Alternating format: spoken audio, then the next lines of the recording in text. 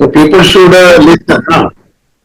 Friends, आज हमारे साथ बहुत ही सीनियर मिस्टर के गुप्ता जी हैं। और हमने देखा है कि फाइनेंस जीवन के हर पहलू में बहुत बड़ा रोल अदा करता है।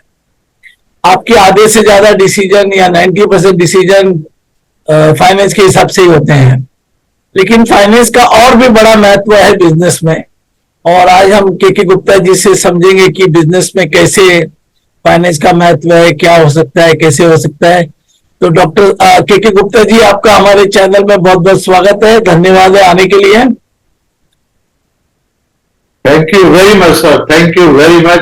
बहुत आभारी हूँ जैन साहब आपका, आपने हमें याद किया, तो I am really obliged for that. Thank you. Sir, हम पहले आगे बढ़े उसके पहले हम आपके बारे में कुछ जानना चाहेंगे। आपकी लाइफ जर्नी कैसी रही, वगैरह वगैरह। मैंने अपना 73 में सेंट्रल बैंक से अपनी जर्नी स्टार्ट किया।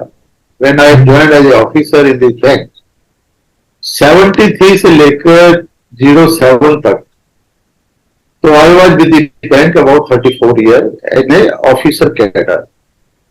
I retired from the banking sector as a general manager credit, and I was heading most important zone of the bank, Delhi and also Bombay.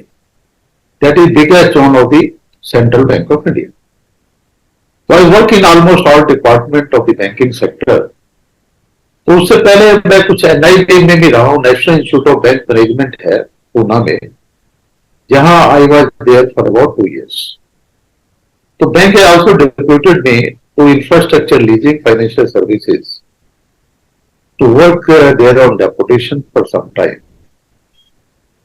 So during the period of NIBM, National Institute of Bank Management, so bank has given me assignment to write a thesis, to write a research project. ये जो industrial sickness है, ये कैसे होती है, industrial sickness कैसे identify किया जाए, और इंडस्ट्री को बचाने के लिए क्या प्रिकॉशन लिया जाए ताकि इंडस्ट्री सिक होने से बच पाए। वो प्रोजेक्ट पर मैंने काफी काम किया। रिजर्व बैंक को मैंने अपनी रिपोर्ट की सबमिट किया, जिसमें मैंने ये देखा कि सिकनेस की जो फर्स्ट डेफिनेशन है भी, उसका कैश लॉसेज हो जाता है, नेटवर्क माइनस में चले जाती है, बिजनेस चलता नहीं है, उसको जानकारी कौन की कोई पार्टी जो होती है, जो कस्टमर होता है, वो बैंक से शाई होता है। बैंक को उसको पता है कि यदि बैंक के पास वो जाएगा, मैं सिकनेस हूं, मेरी ये प्रॉब्लम आ रही है, सो दैट बैंक उसको हेल्प नहीं करेगा। तो मैंने अपनी रिसर्च प्रोजेक्ट में जाना कि सबसे पहले तो ब्रांच मैनेजर को पता लग जाता है कि ऑपरेशन इन दी अकाउंट कम हो जाते हैं, स्टॉक स्टेटमेंट देना वो बंद कर देता है पार्टी। तो दैट डिफिकल्टी ब्रांच मैनेजर के लेवल पर ही आइडेंटिफाई की जा सकती है। तो यदि वो ब्रांच मैनेजर चाहे तो पार्टी से बात कर उसका समाधान जो है पहले से निकाला जा सकता है। ये फाइंडिंग पर reserve bank, even our bank, are fully satisfied, and they are also telling this is the first research where we identify such information, and then should instruct the branches that वो account को proper उसको monitor करे, उसकी credit debit देखे, और यदि वो sickness उसको आ रहा है तो उसको हेल्प किया जाए। तो उसके बाद कुछ रिस्ट्रक्चर प्रपोजल बैंक ने दिया। कोविड में भी काफी समाज के इंडस्ट्री हो या सिकनेस हो, उस पर काफी काम हुआ है। तो this is my journey from the beginning of 73 to 2007 तक। उसके बाद 7 के बाद तो वी फ्लोटेड वन कंपनी जिसका नाम रिसर्च इन इंडिया था, उसको मैंने ज्वाइन किया। तो आज 16 साल हो गए हैं रिसर्च इन इंडिया में, जो कि हमने स्टार्ट किया था जहां 2 या 3 आदमी थे हमारे पास। आज हमारे पास 200 से ऊपर स्टाफ है। और रिसर्च इन इंडिया जो है सभी काम करता है। एज वी से restructuring of the accounts, even बैंकों को हम ट्रेनिंग देते हैं, इवन हम डीपीआर बनाते हैं, टेक्निकल वायबिलिटी स्टडी करते हैं, गवर्नमेंट एडवाइजरी सर्विस है, इवन वैल्यूएशन भी करते हैं। यदि एंटरप्राइज वैल्यूएशन की बात करें या आपकी एसेट्स की वैल्यूएशन की बात करें, इसके अलावा तो मेरा पर्सनल इंटरेस्ट है, जितने एसोचैम्स हैं, जितने चैम्बर्स हैं, तो उनको भी हम वेबिनार करते हैं, उनसे बताते हैं कि कैसे इंडस्ट्री को सिकनेस से बचाया जाए, कैसे एसएमई सेक्टर को हेल्प किया जाए। उसके अलावा सेंट्रल जैसे रिसर्च इन इंडिया के बैनर से अभी तक हमने शायद 190 वेबिनार डिफरेंट सब्जेक्ट पर कर चुका हूं। हमने एक एसोसिएशन बना रखी है, association for financial advisor of India, जिसके बोर्ड पर ही मैं हूं। उसमें भी हमने कम से कम 34 वेबिनार डिफरेंट सब्जेक्ट पर मैंने कर चुके हैं। If you go for YouTube, you can find out all such webinars where you can find on the different subject. अगर एनबीएफसी की बात करें, इंफ्रास्ट्रक्चर की बात करें, एसएमई की बात करें, सिकनेस की बात करें, आईवीसी की बात करें, वैल्यूएशन की बात करें, डिफरेंट सब्जेक्ट पर मैंने इसके बारे में बात किया है, बोला है, बताया है। तो आप वहां जा सकते हैं। शॉर्ट में ये कहना चाहूंगा कि मैं अभी 75 ईयर का हूं, लेकिन जर्नी मेरी जो है अभी बहुत लंबी जा रही है। अभी हम बहुत काम करना है, जो कि पैसे के लिए हम नहीं काम करते। कि मेरा अपना है, इसमें बताना चाहूंगा, जैसे जैन साहब ने पूछा मेरी जर्नी क्या है, तो हमने एक आश्रम बना रखा है जहां आप 60-70 बच्चों को हम पढ़ाते हैं, फ्री पढ़ाते हैं। फ्री डिस्पेंसरी चलाता हूं, जिसमें कि हम कोई पैसा नहीं लेते। झुंझुनू नाम एक जगह है राजस्थान में, जहां हमारे गुरुजी हैं, उनके आशीर्वाद से हम वो काम कर रहे हैं। तो हम जो कंपनी चला भी रहे हैं, उसका जो पैसा आता है, मोस्टली हम चाहते हैं तो पैसा अच्छे काम के लिए लगा जाए। हम अपने घर में नहीं ले जाते, कोशिश करते हैं ये पैसा वहां डोनेट कर दिया जाए, ताकि वो जनरल पब्लिक के लिए वो बेनिफिशियल हो जाए। और आजकल के बच्चे जो हैं, जिन एजुकेशन से महरूम हो जाते हैं, उनको अच्छा एजुकेशन दिया जाए। इसलिए हम आश्रम भी बहुत बड़ा बना रहे हैं, ताकि आने वाले दिनों में आप देखेंगे कि हम बहुत अच्छा सोशल सोसाइटी के लिए काम कर पाए, और जो मदद कर सकते हैं हम उसको मदद करें। ये मेरी छोटी सी जर्नी है जैन साहब, which I explain you. I think I will not take much time to inform my journey. आपका कोई और अदर पॉइंट्स है सर? उसका तो सबसे पहले रिलेटिंग टू फाइनेंस, तो एक तो आप अभी 75 में भी काम कर रहे हैं और अच्छा काम भी कर रहे हैं, बहुत बड़ी बात है। और आपका अनुभव हमें सबके काम आएगा। तो सर मेरा एक सवाल है, हर आदमी बिजनेस करके प्रॉस्पर होना चाहता है, लेकिन कहीं ना कहीं वो सिक हो जाता है। तो वो सिक नहीं हुए, उसके लिए उसको क्या क्या ख्याल रखना चाहिए? देखिए, सबसे बड़ी बात है, रीजन है सिकनेस का क्या है। जहां तक मैं समझता हूं कि यदि मार्केटिंग नहीं उसकी हो रही या प्रोडक्शन नहीं हो रहा, that is major reason for the sickness. And जब तक बैंक में जाते हैं, बैंक में सबसे सिकनेस का बात की जाता है कि हमें पैसा नहीं मिला, पैसे की कमी रही। तो मैं ये कहना चाहूंगा, आजकल के टाइम में पैसे की कोई कमी नहीं है बैंक से। यदि आपका प्रोजेक्ट ठीक है, आपने ठीक तरह बनाया हुआ है, बैंक से ट्रांसपेरेंट है आप, तो बैंक से पैसा लेना बहुत आसान है। इवन 2 करोड़ रुपए तक तो गवर्नमेंट की तरफ से without any guarantee, without any collateral security आप बैंक में जाकर अपने प्रोजेक्ट के बेसिस पर आप ले सकते हैं। इवन स्टार्टअप के लिए तो बहुत अच्छी स्कीम्स है, इवन आपको इक्विटी चाहिए, वेंचर फंड चाहिए, बैंक से फाइनेंस चाहिए, तो अवेलेबल है। मेरा सिर्फ इतना कहने का है, पैसे की कमी नहीं, कमी क्या है, आपकी मार्केटिंग क्या है, आपकी प्रोडक्शन क्या है, आप किस सेगमेंट को हेल्प करना चाहते हैं, किस हेल्प पर प्रोडक्शन करना चाहते हैं। यदि आपकी प्रोडक्शन ठीक चल रही है, मार्केटिंग ठीक है, तो मैं इस प्लेटफॉर्म से आपको श्योर कर सकता हूं कि पैसे की कोई कमी नहीं।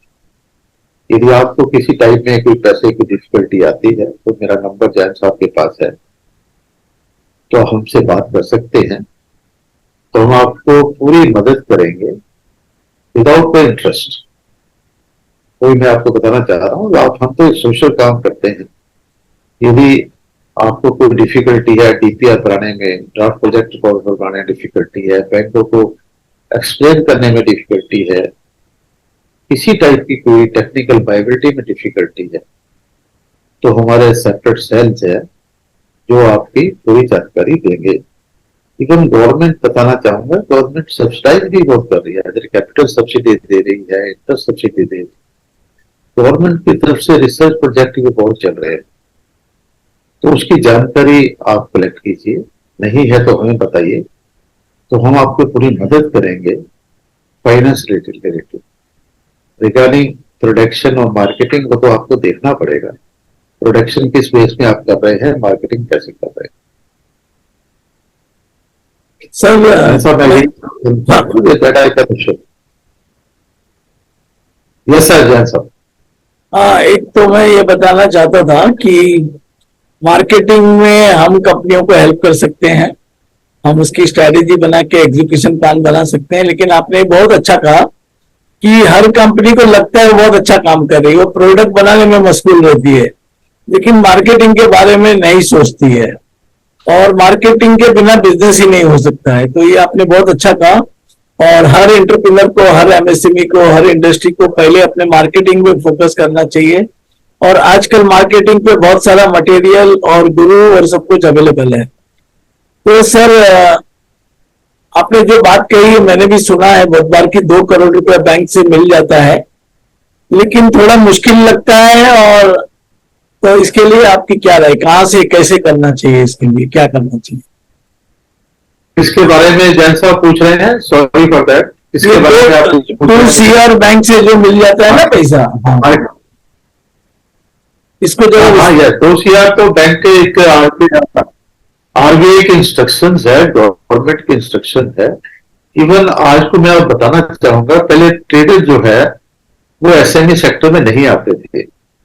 अब जितने ट्रेडर्स हैं, जैसे रिटेल ट्रेड हो या ट्रेडर भी हो जो बाई सेल करते हैं, यदि उनकी टर्नओवर 250 करोड़ से नीचे है तो वो भी एसएमई कैटेगरी में आते हैं। उसके लिए बैंक उसको प्राइवेट सेक्टर लैंडिंग मानता है, तो उनके लिए भी ट्रेडर जिसकी टर्नओवर 250 करोड़ से नीचे है, उसके लिए भी बैंक से फाइनेंस लेना में कोई ज्यादा प्रॉब्लम नहीं है। जहां तक आपने बहुत अच्छा क्वेश्चन किया है कि 2 करोड़ जो है वो कैसे मिला जाए, तो उसके लिए एक तो आपको डीपीआर करानी पड़ेगी, आप क्या बिजनेस कर रहे हैं, आपका पास्ट एक्सपीरियंस क्या है, आपने कैपिटल कितना लगा रखा है, आपका क्या आउटलुक क्या है, वो डीपीआर लेकर बैंक के पास जाइए, बैंक को रिक्वेस्ट कीजिए, ये this is under scheme of the credit guarantee corporation, जो कि आपको 100 कवर्ड है। तो गवर्नमेंट जो कह रही है 2 करोड़ रुपए तक कोई प्रॉब्लम नहीं है। यदि वो बैंक कोई प्रॉब्लम आती है तो उसके रीजनल ऑफिस से बात की जा सकती है और जोनल ऑफिस से बात की जा सकती है। तो ये तो गवर्नमेंट की स्कीम्स है, उसमें कोई भी बैंक उसको रिफ्यूज नहीं कर सकता। यदि आपकी जो प्रोजेक्ट है वो टेक्निकल और इकोनॉमिकल वाइबल है, तो डेफिनेटली 2 करोड़ तक without any guarantee, without any collateral security, तो आप पैसा ले सकते। सर इसमें क्राइटेरिया क्या क्या होते हैं कि ये होना ही चाहिए? सबसे बड़ी बात तो यह है कि जो भी आपका प्रोजेक्ट है वो इकोनॉमिकल वाइबल होना चाहिए, प्रॉफिट होना चाहिए, उसका सोर्स कैश फ्लो होना चाहिए, जिससे लगे प्रोजेक्टेड कैश फ्लो कि इतना मैं पैसा लूंगा, 2 करोड़ लूंगा, वो ऐसे वापस करो। तो सबसे बड़ी बात वो है। यदि वो प्रोजेक्ट वाइबल है तो बैंक यदि कहता है नॉन वायबल है तो देखना पड़ेगा वायबिलिटी कैसे बनाई जाए उसकी। उसके मतलब उसमें डीएससीआर होती है, कैश फ्लो होता है, कैसे पेमेंट रिपेमेंट कैसे करेंगे, डीएससीआर क्या है, वो सारे पैरामीटर्स हैं। वो पैरामीटर चेक करके बैंक के पास चाहिए। यदि आपको कोई हेल्प चाहिए किसी को भी, तो जैन साहब भी एक्सपर्ट हैं, आप भी, हम भी एक्सपर्ट हैं, तो आप हमसे बात कर सकते हैं।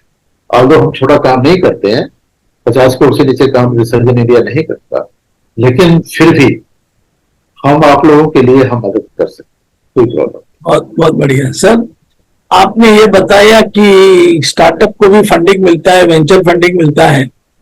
हमने भी यहाँ काफी बैंकों से बात की, लेकिन बैंक को जैसा इंक्लिनेशन अभी दिखाता नहीं है, क्योंकि बहुत स्टार्टअप आते हैं, अच्छे प्रॉमिसिंग स्टार्टअप है, प्रोडक्ट बेस्ड भी है, सब कुछ है, लेकिन जब बैंक के पास जाते हैं तो बैंक बोलता है लोन भी नहीं मिलेगा और इक्विटी तो आउट ऑफ क्वेश्चन है। तो आपने जो बताया ये वेंचर फंड वगैरह, तो ये कैसे होता है? सर ऐसा है, venture capital fund separate organisation है, उनके पर सेपरेट है। यदि आपका प्रोजेक्ट रिपोर्ट है, इवन कुछ इन्वेस्टर हैं आजकल, जो इन्वेस्टर है तो भी आपको प्रोजेक्ट फाइनेंस करते हैं। तो मेरा, यदि आप यूट्यूब में जाएंगे तो एक स्टार्टअप का मैंने एक वेबिनार किया था, जिसमें एक मैंने स्टार्टअप को बुलाया था और एक इन्वेस्टर को बुलाया। 2 इन्वेस्टर थे उसमें, एक स्टार्टअप था। स्टार्टअप से मैंने पूछा था क्या डिफिकल्टी है, जैसे आपने बताया है बैंक भी वो कहता नहीं हम नहीं करेंगे। क्या नो करना तो बहुत ईजी है, यस करने में सबसे बड़ी प्रॉब्लम आती है। तो फर्स्ट तो बात है, बैंक कहता है 25% जो है आपका इक्विटी चाहिए, पैसा चाहिए, 75% हम लैंड करेंगे, और 25% भी स्टार्टअप के पास होता नहीं है। नहीं, तो उसके लिए वेंचर कैपिटल है, इक्विटी के लिए कुछ इन्वेस्टर हैं जो कि आपके प्रोजेक्ट की वैल्यूएशन करते हैं, उसके बाद आपके पास 25% 30% शेयर हो लेते हैं, तो क्या, ताकि वो आपको पैसा दे पाए। जब वो इक्विटी के लिए तो इन्वेस्टर है या वेंचर फंड है, उसके बाद 75% के लिए बैंक सेक्टर है। अब तो आपको जान के अच्छा होगा, स्टेट बैंक ने तो एक सेपरेट ब्रांच खोल रखे है हैदराबाद में, जो कि स्टार्टअप के लिए फाइनेंस करते हैं। तो इससे कोई डिफिकल्टी नहीं है, सिर्फ हमें जानकारी नहीं है, इसलिए हमें थोड़ा सा बैंकों को रिस्क लेने का थोड़ी सी प्रॉब्लम आती है, ये मेरा पैसा डूब ना जाए। क्यों, बैंक जितना भी स्टार्टअप है इसमें थोड़ा सा डिफिकल्टी तो है टू स्टार्टअप के business, to have a viability. Thank you very much John साहब, thank you very much. Just we are starting. मैं जो बता रहा था कि जो ट्रेडर भी हैं, ये रिटेल ट्रेडर हैं, now they are classified under the produce sector, SME sector. If a trader को कोई एक्सपोर्ट ऑर्डर भी है तो वो प्री शिपमेंट क्रेडिट भी ले सकता है, पोस्ट शिपमेंट भी ले सकता है। और जो प्री शिपमेंट क्रेडिट है, it is also covered by the export credit guarantee corporation. This matter was discussed in association, which I was also now partner in that Delhi. तो इवन जॉइंट सेक्रेटरी है telling me, Gupta ji ये आप क्या बता रहे हैं, pre shipment credit bank क्यों नहीं देता फिर, यदि वो क्रेडिट गारंटी कॉर्पोरेशन है। Then I requested him that the government should also interfere and bank should also understand. Even SME sector है, प्रोड्यूस सेक्टर है, क्रेडिट गारंटी कॉर्पोरेशन जो एक्सपोर्ट क्रेडिट गारंटी कॉर्पोरेशन है, वो उसको प्री शिपमेंट और post shipment credit को भी cover करती है। तो bank should not hesitate for the increase in export to give a pre shipment और post shipment credit also. I think this is a major issue. If a trader are securing any export order, they can approach the bank for pre shipment and post shipment credit also. I think this is a most important issue. तो ये banker को भी समझना चाहिए, हमारे customer को, हमारे traders को, हमारे एसएमई सेक्टर को और एनीबॉडी, ताकि there is no dearth of funds, fund की कमी नहीं है, which I am again repeating. तो ओनली पॉइंट इज हमें जानकारी प्रॉपर होनी चाहिए कि कहां से हमें वो जानकारी मिले जिसके अनुसार हम बैंक को फाइनेंस किया जाए। तो सबसे बड़ा काम तो ये है कि हमें अपने ट्रेड के बारे में पूरी जानकारी चाहिए कि कैसे प्रोडक्शन उसको की जाए या कैसे प्रिक्योर किया जाए, कैसे उसकी मार्केटिंग की जाए। यदि हमें दोनों चीजें पता है तो मैं नहीं समझता कि बिजनेस से फ्लोरिश करेगा। यदि स्टार्टअप हो या कोई ट्रेडर हो या कोई एजुकेटेड पर्सन हो और नॉन एजुकेटेड हो, मतलब कुछ भी आदमी बिजनेस काम किया जा सकता है। आजकल तो हर फील्ड में आपको एक्सपर्टाइज मिलेगी। दैट माय जैसा that is my request to everybody who listening to this. बहुत बढ़िया सर। सर एक मेरा सवाल है जो आपसे पर्सनल है कि आपने हाँ जी, जीवन सर। इतनी अच्छी तरह से जिया और आज भी एक्टिव हैं और अच्छा काम कर रहे हैं, तो इसका प्रिंसिपल और फिलोसॉफी क्या है?